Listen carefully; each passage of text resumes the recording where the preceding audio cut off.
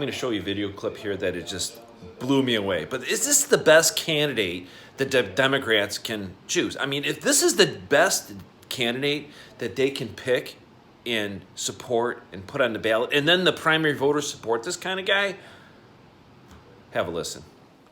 And by the way, you know, I sit on the stand and it get hot. I got hairy legs that turn turn blonde in the sun. And the kids used to come up and reach in the pool and rub my leg down so it was straight, and then watch the hair come back up again. They'd look at it. So I learned about roaches. I learned about kids jumping on my lap. And I've loved kids jumping on my lap.